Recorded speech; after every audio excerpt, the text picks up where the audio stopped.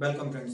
आज हम बात करने वाले हैं क्लास 6 के चैप्टर नंबर 1 के सेकंड पार्ट के बारे में, जिसमें अब हम पढ़ेंगे इकाई परिवर्तन के बारे में और उससे अगले टॉपिकों के बारे में। तो आइए देखते हैं। तो हमारा जो टॉपिक है वो है इकाई परिवर्तन। इकाई परिवर्तन में हमें सीखने को मिलेगा कि हम कैसे लंबाई और उसके पश्चात रुपए, वजन और द्रव यानी कि तरल की इकाइयों में किस प्रकार से परिवर्तन कर सकते हैं। तो देखिए, जो 1 किलोमीटर की लंबाई होती है, यदि उसे मीटर में परिवर्तित किया जाए तो हम उसे लिखेंगे 1000 मीटर। तो हम 1 किलोमीटर से 1000 मीटर में परिवर्तित करने के लिए यहाँ पर गुणा का प्रयोग करेंगे।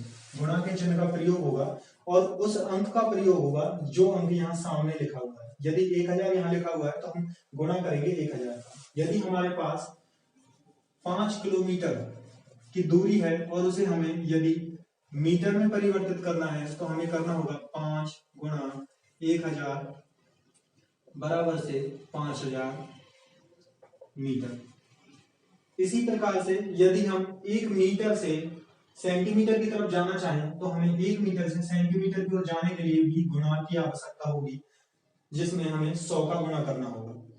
इसी प्रक्रम को आगे बढ़ाएंगे तो जिसमें 1 सेंटीमीटर से एमएम में जाने के लिए भी हमें गुणा की आवश्यकता होगी, लेकिन इस वक्त हम 10 का गुणा करेंगे। तो हमें याद रखना होगा, जब हम यहाँ पर बड़ी इकाई, किलोमीटर की जो इकाई है वो मीटर से बड़ी होती है, मीटर की जो इकाई है वो सेंटीमीटर से बड़ी होती है, सेंटीमीटर की जो इकाई है वो एमएम से बड़ी होती है। जब हम बड़ी इकाई से छोटी इकाई की तरफ परिवर्तन करते हैं तब हमें गुणा करने की आवश्यकता होती है, और हमें गुणा उस अंक का करना होता है जो अंक एक बड़ी इकाई को दर्शाता है। जैसे 1 किलोमीटर को दर्शाता है 1000 मीटर। इसी प्रकार से यदि हम रुपए की बात करें तो 1 रुपए में 100 पैसे होते हैं। यदि हमें रुपयों को पैसे में परिवर्तित करने की आवश्यकता हो, जैसे हमारे पास यदि 20 रुपए हैं तो हमें यदि उन्हें पैसे में बदलना हो तो हम उसे कैसे बदलेंगे। तो सबसे पहले 20, फिर उसके बाद गुणा करेंगे हम। यहाँ पर हमें गुणा करना होगा और वो भी 100 का। गुणा 100 जो बराबर हो जाएगा, यहाँ पर 100 का गुणा 20 से करने पर आएगा 2000, जो हमें दर्शाता है कि हमारे पास 2000 पैसे होंगे जो 20 रुपए के बराबर के मूल्य में होंगे। तो 1 रुपए को दर्शाने के लिए 100 पैसे की आवश्यकता होती है, तो 20 रुपए के लिए हमें 2000 पैसों की आवश्यकता होगी। तो इस प्रकार से हम गुणा करने के बाद इकाई में परिवर्तन कर सकते हैं। यही प्रक्रिया वजन और तरल के साथ भी होगी, जिसमें 1 किलो जो वजन है वो 1000 किलोग्राम के बराबर होता है और जो तरल है 1 लीटर द्रव जो है वो 1000 ml के बराबर भी होगा। यहाँ पर भी हमें इकाई में परिवर्तन करने के लिए गुणा करने की आवश्यकता होगी और इसमें भी हमें इकाई परिवर्तन के लिए गुणा की आवश्यकता होगी। यदि हम फिर से यहाँ पर हमने देखा कि हम बड़ी इकाई से छोटी इकाई की तरफ जब जा रहे हैं तब गुणा का चिन्ह प्रयोग में ला रहे हैं, लेकिन यदि हमें छोटी इकाई से बड़ी इकाई की तरफ जाना है तो हमें इसके विपरीत चिन्ह का प्रयोग करना होगा। जो यहाँ हमें प्राप्त होता है, गुणा का विपरीत होता है भाग। तो हम जिस अंक का प्रयोग कर रहे थे, यहाँ पर 1000 का प्रयोग किया था, वही 1000 का प्रयोग हमें फिर से करना होगा, लेकिन इस बार हमें भाग देना होगा। मीटर से किलोमीटर में परिवर्तित करने के लिए हमें 1000 के भाग देने की आवश्यकता होगी। एक उदाहरण से समझते हैं। मान लीजिए कोई लंबाई है 20,000 मीटर। 20,000 मीटर की लंबाई को यदि हम किलोमीटर में परिवर्तित करना चाहें तो हमें उसके लिए आवश्यकता होगी कि हम 20,000 में 1000 का भाग दें। 1000 का भाग देने के लिए यहाँ पर एक जीरो से एक जीरो को, दूसरी जीरो से दूसरी जीरो और तीसरी जीरो से तीसरी जीरो को काट देंगे, जिससे हमारे पास लास्ट में जो संख्या बचती है वो होगी 20। और जब हमने 1000 का भाग दे दिया है तो इकाई परिवर्तित हो चुकी है, जिसकी वजह से अब इसका जो उत्तर है वो किलोमीटर में होगा, मीटर में नहीं। तो इस प्रकार हम कह सकते हैं कि जब हमने गुणा किया था तब हमें बड़ी इकाई से छोटी इकाई की ओर परिवर्तन किया था हमने, लेकिन जब हम भाग कर रहे हैं तो हम छोटी इकाई से बड़ी इकाई की ओर परिवर्तित हो रहे हैं। तो इस प्रकार से इकाई परिवर्तन का प्रयोग किया जाता है। अब हम बात करेंगे हमारे अगले टॉपिक के बारे में, जो होगा संख्याओं के सन्निकट मान और सन्निकट मान के आधार पर दिए हुए सवाल। अब हम बात करने वाले हैं सन्निकट मान के बारे में। जो सन्निकट मान है वो संख्याओं पर ही आधारित होते हैं। इसका मतलब है यदि कोई संख्या हमारे पास में दी हुई है 421, तो हम 421 को कुछ और संख्या के आधार पर लिख सकते हैं। कैसे? यदि मैं बात करूं इसके पहले अंक की, तो पहला अंक इकाई का अंक है, तो हम बात करेंगे यहां पर इकाई के बारे में। तो जो यदि हम इकाई के स्थान को ध्यान में रखकर, यदि इकाई के स्थान को ध्यान में रखकर संख्या का सन्निकट मान निकालें, तो इस संख्या के इकाई अंक को हमें 0 में परिवर्तित करना होगा और हमें एक छोटे से नियम का भी पालन करना है। वो कुछ इस प्रकार से होगा, यदि जिस अंक का हम परिवर्तन कर रहे हैं यदि वह अंक 5 से छोटा है, तो अंक को 0 बनाते वक्त उसके बाद वाले अंक पर कोई प्रभाव नहीं पड़ेगा। यानी कि अगर हम 1 को 0 में परिवर्तित कर रहे हैं, इकाई अंक के आधार पर 1 को 0 में परिवर्तित कर रहे हैं, तो इससे पहले वाले अंक 2 पर कोई प्रभाव नहीं पड़ेगा। लेकिन यदि अंक हमारा दिया हुआ जो अंक है वो यदि 5 से बड़ा है, तो यहाँ पर इसको 0 में परिवर्तित करने के पश्चात दिए हुए अंक, जो पहले अंक दिया हुआ है 2, इसमें 1 जोड़ देंगे। जैसे यहाँ पर इसको हम इकाई के आधार पर परिवर्तित करते हैं, तो 0 में 1 को 0 में हमने परिवर्तित कर दिया है। 1 का मान 5 से कम था, तो इस पर कोई प्रभाव नहीं पड़ेगा। 2 को 2 ही लिखेंगे और इसके पश्चात 4 को 4 लिखेंगे। तो यहाँ पर हमारी संख्या बन चुकी है 420। इसके पश्चात यदि हम दूसरे कोई और संख्या के उदाहरण को समझें, अगर हमारे पास 335 एक संख्या है, तो 335 की जो संख्या है इसमें पहले अगर हम इकाई का ही परिवर्तन करना चाहते हैं, तो 5 को हम परिवर्तित कर सकते हैं या तो 0 में। यदि 5 को 0 में परिवर्तित करना है तो हमारे पास 2 स्थान होंगे। जो 3 है, इससे पहले दिए हुए अंक 3 को हम 2 प्रकार से बदल सकते हैं, या तो इसे 3 में ही रहने दिया जाए या फिर इसको 4 में परिवर्तित कर दिया जाए। लेकिन हम संख्या को बढ़ाने के बारे में ध्यान देते हैं, तो इसलिए हम 3 को 4 में परिवर्तित कर देंगे। जो संख्या 35 थी वो अब 40 में परिवर्तित हो जाएगी और 3 का जो है वो 3 ही अंत में रहेगा। तो इस प्रकार 335 जो है वो 340 में परिवर्तित हो जाएगी। इसी संख्या के लिए अगर हम इकाई के अलावा यदि दहाई पर ध्यान दें, यदि हमें दहाई के स्थान को परिवर्तित करना है, तो हम दहाई के स्थान पर ध्यान देंगे। तो दहाई का यदि इसी उदाहरण को ध्यान से देखें, 335 की संख्या है जिसमें दूसरा अंक 3 है। 3 को हमें 0 में परिवर्तित करना है, तो ये 0 होगा। पहला अंक जो 5 है ये भी 0 हो जाएगा। अब इसको ध्यान से पढ़ें, तो ये संख्या थी 35। जो संख्या 35 है वो संख्या 50 से, यदि इस अंक को हम 5 मानते तो ये संख्या 5 और 0 होती, तो ये संख्या 50 कहलाती। ये संख्या 35 जो है 50 से कम है, इसलिए इस पूरी संख्या का मान 2 0 में परिवर्तित होगा और इससे पहले वाले अंक पर कोई प्रभाव नहीं पड़ेगा। तब हम इसे 300 लिख देंगे। लेकिन यदि यह अंक 5 से अधिक होता, या फिर हम बात करें ये संख्या कुछ इस प्रकार से होती 375, यदि यह संख्या 375 होती, तब हम लिख पाते इसे 5 के स्थान पर 0 होता और ये अंक 7 जो है 5 से बड़ा है, इसलिए इस अंक को हम 0 परिवर्तित करते, तो 3 की जगह पर हम यहां पर लिखते 4। तो इस प्रकार से जब यह संख्या 350 से कम है तब इसको 300 में परिवर्तित किया गया है, लेकिन जब यह संख्या 350 से अधिक है तब इस संख्या को परिवर्तित किया गया है 400 में। इसी प्रकार से हम सन्निकट मान निकालते हैं, चाहे वो इकाई के लिए हो चाहे दहाई के लिए हो। यही नियम सैकड़ा पर भी लागू होता है। सन्निकट मान का प्रयोग करने के पश्चात हम कुछ सवालों को हल भी कर सकते हैं। कुछ जोड़, घटा, गुणा और भाग के जो सवाल हैं वो सन्निकट मान पर आधारित होते हैं। जैसे कि एक उदाहरण समझते हैं। मान लीजिए एक संख्या दी हुई है 524 और इसमें जोड़ना होगा हमें 732, लेकिन दहाई के आधार पर, दहाई के स्थान तक हमें इसको परिवर्तित करना है।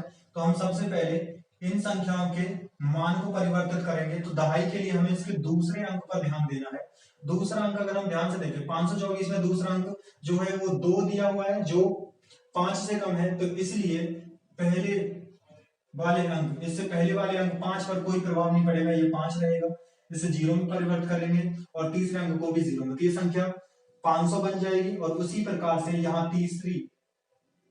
दूसरी संख्या पर हम ध्यान देते हैं जो 732 लिखी हुई है, जिसमें हम अगर ध्यान दें तो ये जो 3 है वो 5 से छोटा है, जिसकी वजह से यहाँ पर भी 32 50 से कम होने की वजह से 732 की जो संख्या है वो 700 में परिवर्तित हो जाएगी। तो इसको हम लिखेंगे 700, और जो हमें इसे जोड़ना था तो हम इसको अब जोड़ सकते हैं, तो 0 + 0 0 हो जाएगा। फिर से 0 + 0 करेंगे तो वो 0 होगा। 7 और 5 को दोनों को जोड़ेंगे तो ये 12 हो जाएगा। तो इस प्रकार इसका उत्तर आता है 1200, जो इसका सन्निकट मान है। इसका मतलब है जब हम दहाई अंक तक की बात करते हैं, दहाई के स्थान तक की बात करते हैं, तो यहाँ पर जो संख्या है वो सैकड़ा के मान में आधारित होती है। इसका मतलब जो संख्याओं के मान होंगे वो 100, 200, 300, 400, 500 कुछ इस प्रकार से लिखे हुए होंगे। यही नियम लागू होता है सैकड़ा, हजार, 10,000, लाख पर भी। इसी प्रकार से सन्निकट मान पर आधारित सवाल और भी हल किए जा सकते हैं। अब हम बात करने वाले हैं हमारे अगले नियम के बारे में, जिसमें हम कोष्टक का प्रयोग करना और कोष्टक को हटाना सीखेंगे। साथ ही हम सीखेंगे कि कैसे चिन्हों को एक दूसरे से गुणा करने के पश्चात उनमें परिवर्तित किया जाता है। तो आइए देखते हैं। देखिए, जब हम बात करने वाले हैं कोष्टक के प्रयोग के बारे में कि किस प्रकार से कोष्टक का प्रयोग किया जाता है। कोष्टक जो है इसका प्रयोग जब हम करते हैं तो कोष्टक का जो मान है वो गुणा के रूप में किया जाता है।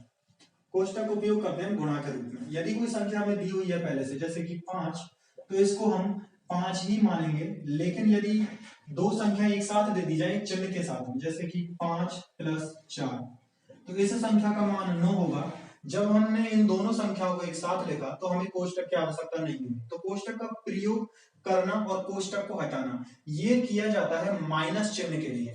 यदि हमारे पास एक संख्या है कि 5 प्लस, लेकिन जो 4 है वो माइनस का है, तो अब हमें कोष्टक की आवश्यकता होगी, क्योंकि दो चिन्हों को एक साथ नहीं लिखा जा सकता। इसलिए हम कोष्टक का प्रयोग करने के पश्चात माइनस या फिर हम कहें कि ऋणात्मक जो संख्या है उसको कोष्टक के अंदर रख देते हैं। जब हमें कोष्टक का प्रयोग सिखाया जाता है, या फिर हम बात करें कि कोष्टक का प्रयोग किस प्रकार से कर रहे हैं, वो इसी के लिए होता है कि ऋणात्मक संख्या को ब्रैकेट के अंदर, कोष्टक के अंदर रखते हैं, जिसकी वजह से यहां पर दोनों संख्याओं के बीच में एक कोष्टक इनको अलग कर देता है। प्लस का चिन्ह और माइनस का चिन्ह एक दूसरे के साथ नहीं रह सकते। कोष्टक का चिन्ह इनको गुणा के रूप में लाकर खड़ा कर देता है। जब हम सीखते हैं कि कैसे प्लस का और माइनस का एक दूसरे से गुणा होगा, तो सवाल को पूरा करने के पूर्व, सवाल को पूरा करने से पहले हमें इनके लिए आवश्यकता होती है कि हम पहले दोनों चिन्हों का गुणा करें। तो उसके लिए हम जान लेते हैं एक बार कि वो कैसे गुणा किया जाता है। यदि प्लस के चिन्ह का गुणा प्लस के साथ कर दिया जाए तो वहां हमारा उत्तर प्लस में आता है। यदि प्लस का चिन्ह उसका गुणा किया जाए माइनस के साथ तो उत्तर माइनस का आएगा। यदि माइनस का गुणा माइनस से किया जाए तो प्लस आता है, और माइनस का गुणा प्लस से किया जाए तो माइनस आता है। यदि इसको सरल भाषा में समझने की कोशिश करें तो इस प्रकार से हम कह सकते हैं, जब समान चिन्ह होते हैं, जब दो समान चिन्हों को एक दूसरे से गुणा किया जाता है तो हमारा उत्तर प्लस में आता है। जैसे कि हम यहाँ देख पा रहे हैं कि प्लस का गुणा प्लस से करने पर प्लस आ रहा है, और माइनस का गुणा माइनस से करने पर भी प्लस आ रहा है।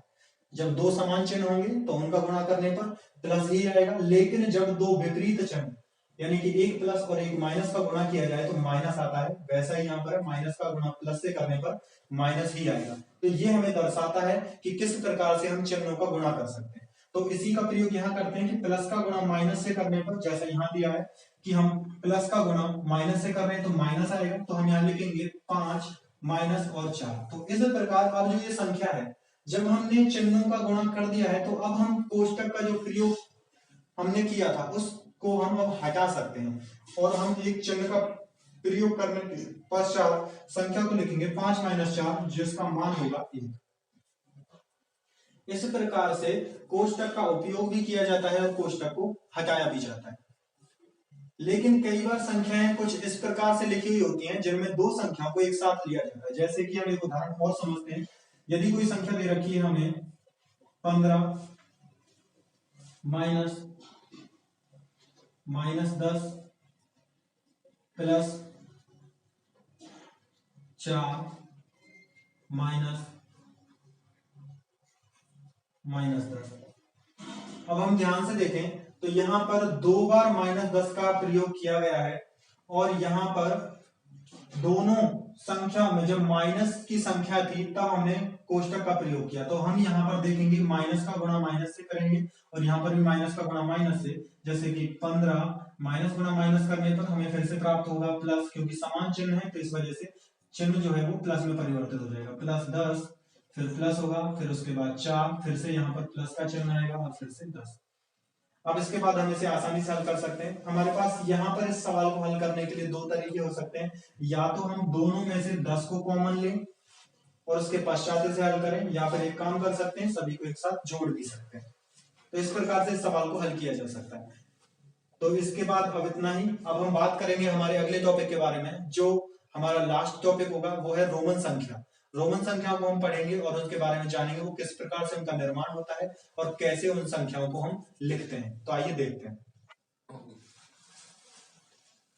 देखिए अभी हम बात करने वाले हैं यहाँ पर रोमन संख्या के बारे में। तो रोमन संख्या की पहले हम कुछ मुख्य संख्याओं के बारे में जान लेते हैं, जैसे कि I से 1 को दर्शाया जाता है, B से 5 को, X से 10 को, L से 50 को, C से 100, D से 500 और M से 1000 को दर्शाया जाता है।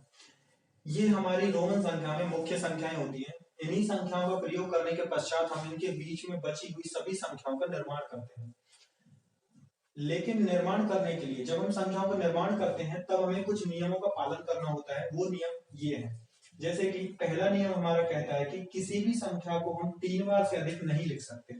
यदि हम रोमन संख्या में अंकों की बात करें, जैसे कि यहाँ हम देखते हैं कि हम 1 को लिखते हैं I से, जो कि यहाँ दिया हुआ है, 1 को I से लिखते हैं, लेकिन जब हमें 2 लिखने की बारी आती है तब हम 2 बार I को लगाकर 2 का निर्माण करते हैं।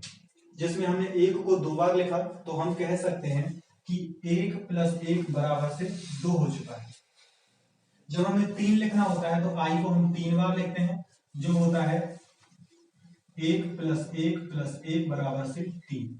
लेकिन जब हम 4 लिखना चाहते हैं तो यहाँ पर हम I और I को 4 बार नहीं लिख सकते, जो गलत होता है। क्यों ऐसा गलत क्यों है? क्योंकि हमारा पहला नियम कहता है कि किसी भी संख्या को हम 3 बार से अधिक नहीं लिख सकते। तो 4 को लिखने का तरीका क्या हो सकता है? 4 को हम दूसरे अंकों में अगर लिखना चाहें तो हमारा नियम कहलाएगा कि 4 को लिखने के लिए हमें जरूरत होगी 5 में से 1 घटाने की, क्योंकि 3 में यदि हम 1 नहीं जोड़ सकते तो हम देखेंगे उससे अगला अंक हमारे पास कौन सा है। 1 के अलावा हमारे पास 5 है, तो हम 5 में से यदि 1 घटा दें, क्योंकि दूसरा अंक हमारे पास 1 है, जो हमारे इस लिस्ट में संख्याएं मौजूद है ना, हम उन्हीं का प्रयोग करने के पश्चात ही रोमन संख्याओं का निर्माण कर सकते हैं। तो 5 में से यदि 1 को घटा दिया जाए तो 4 बचेगा। तो इसी का प्रयोग हम संख्या का निर्माण करने में करेंगे। तो सबसे पहले 5 को दर्शाने के लिए हमें जरूरत होगी v की, और माइनस का चिन्ह ये हमें दर्शाता है अगले नियम की ओर। हम इनमें से एक नियम हमारा है कि किसी संख्या को बाईं ओर लिखने का मतलब होता है कि संख्या में से घटाना। यदि हम संख्या में घटा रहे हैं तो इसका मतलब है हमें संख्या को बाईं ओर लिखना होगा। हम 5 में से कितना घटा रहे हैं? 1 को, तो इसलिए जो 1 को दर्शाता है I, उसे हम बाईं ओर लिख देंगे, जो इस बात को दर्शाएगा कि हमने 5 में से 1 घटा लिया है। तो इस प्रकार से IV 4 को दर्शाता है। और इसी के विपरीत अगला नियम कहता है कि किसी संख्या को दाईं ओर लिखने का मतलब होता है संख्या में जोड़ना। तो इसके बाद जब हम 5 लिखते हैं तो उसको v से दर्शा दिया जाता है, लेकिन 6 लिखने के लिए फिर से यही नियम लागू होगा कि 6 बराबर होता है 5 + 1, जिसमें 5 को v से लिखा जाएगा और प्लस के लिए हमें जैसे यहां पर है कि जोड़ना होता है, किसका मतलब? दाईं ओर लिखने का मतलब, और बाईं ओर लिखने का मतलब होता है घटाना। तो जोड़ने के लिए हमें आवश्यकता होती है दाईं ओर लिखने की। तो अब हम जो भी लिखेंगे वो दाईं ओर होगा, वो हमें कितना लिखना है? मात्र 1 लिखना है। तो हम यहाँ लिखेंगे I, और इस प्रकार से VI मिलकर 6 को दर्शाएंगे। एक नियम हमारा दूसरे नंबर पर जो है वो इस बात को दर्शाता है कि 5 वाली संख्या को, तो 5 वाली संख्या कौन सी है? एक V है जो 5 को दर्शाता है, एक 50 को दर्शाने वाला L है, एक 500 को दर्शाने वाला D है। तो 5 को दर्शाने वाली जो भी संख्याएं हैं उन संख्याओं की पुनरावृत्ति नहीं की जा सकती। इसके अलावा 1, 10, 100 या फिर 1000 जिन संख्याओं से दर्शाया जाता है I, X, सी और एम, इनको हम बार बार लिख सकते हैं। जैसे कि हमने देखा कि एक को हमने 2 बार लिखा, 3 बार लिखा, तो उसी प्रकार से हम V को, L को या D को बार बार नहीं लिख सकते, यही हमारा नियम कहता है। और ना ही हम 5 वाली जो संख्याएं दर्शाते हैं इनको हम बाईं ओर लिख सकते हैं। किसी संख्या में से घटाने के लिए भी इनका प्रयोग नहीं किया जा सकता। यदि हम कोई और संख्या की बात करें, जैसे मान लीजिए अगर हमें लिखना पड़े 27, तो 27 लिखने के लिए हमें सबसे पहले पहचानना होगा कि हमारे पास यहाँ मौजूद कौन कौन से अंक ऐसे हैं जो 27 को दर्शा सकते हैं। तो सबसे पहले 50 का प्रयोग नहीं कर सकते क्योंकि ये बहुत ज्यादा बड़ी संख्या हो जाएगी, लेकिन हम 10 का प्रयोग कर सकते हैं। तो देखिए 10 प्लस 10, यदि 2 बार 10 लिखें तो 20 होगा, और 3 बार 10 लिखने पर 30 हो जाएगा। तो 30 में से घटाने की बजाय हम करेंगे कि 10 प्लस 10 20 होगा, फिर उसमें हम 5 को जोड़ेंगे, प्लस 5 करने पर 25 होगा, और फिर उसके पश्चात 1 को 2 बार जोड़ देंगे, प्लस 1 प्लस 1। अब इन सबको इन्हीं नियमों के आधार पर हम लिखेंगे जिससे 27 की रोमन संख्या का निर्माण होगा। सबसे पहले x, फिर उसके बाद प्लस का चिन्ह है मतलब दाईं ओर लिखेंगे, फिर से x, फिर से प्लस का चिन्ह है, फिर से हम दाईं ओर लिखेंगे, 5 को लिखने के लिए v, फिर प्लस का चिन्ह है और 1 लिखेंगे तो i से, फिर प्लस का चिन्ह और फिर से 1 लिखेंगे i से। तो इसी प्रकार से x x v i i 27 का निर्माण करता है। तो हम इस प्रकार किसी भी रोमन संख्या को लिखने के लिए हमें बस ये ध्यान में रखना होगा, जो ये लिस्ट हमें दिखाती है कि किन अंकों का प्रयोग करने के पश्चात हम उस संख्या को लिख सकते हैं। तो आप चाहो तो यहाँ इनके बीच में दी हुई किसी भी संख्या, जो संख्याएं हमारे यहाँ मौजूद नहीं है उनमें से किसी भी संख्या को आप ले सकते हैं और उसका प्रयोग करते हैं, और तब जाकर आप रोमन संख्या का निर्माण कर सकते हैं। तो आगे मिलेंगे हम फिर से किसी एक नई वीडियो में। थैंक यू, धन्यवाद। अगर आपको किसी भी प्रकार की कोई भी समस्या आती है सवालों को करने में या फिर किसी भी चीज को समझने में, तो आप कमेंट में जाकर उस चीज को हमसे पूछ सकते हैं। हम प्रत्येक कमेंट को पढ़ेंगे और उसमें आपके सवालों का जवाब भी जरूर कोशिश करेंगे देने की।